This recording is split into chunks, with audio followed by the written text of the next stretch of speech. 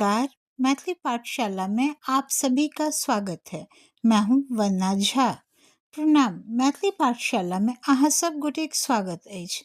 हम छी वंदना झा। आज हम खाने से संबंधित वाक्यों को बोलने का अभ्यास करेंगे।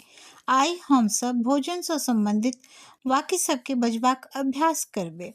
अब हम शुरू करते हैं। अब हम शुरू करै छी। मुझे भूख लगी है। हमरा भूख लागल अछि। मुझे प्यास लगी है। हमरा प्यास लागल अछि। चलो खाना खाते हैं। चलो भोजन करै छी। खाना बन गया है या खाना तैयार है। भोजन बन गेल छे। मुझे रोटी और सब्जी खाना है। हमरा सोहारी आ तरकारी खेबाक अछि। मुझे फल अच्छा लगता है। हमरा फल नीक लागैत अछि। ठंडा पानी मत पियो। ठंडा पानी नहीं पीबे या ठंडा पानी नहीं पीबू। दूध पी लो। दूध पीब लिया। मिठाई ज्यादा मत खाओ।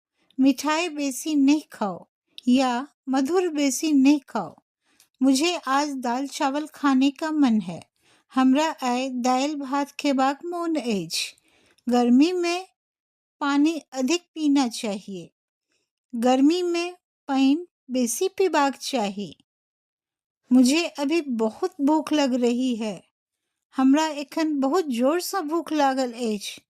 खाना बहुत स्वादिष्ट है। भोजन बहुत स्वदगर छे। आज के लिए बस इतना ही। फिर अगले अध्याय में। आइ के लिए बस इतबे। फिर अगला अध्याय में। धन्यवाद। प्रणाम।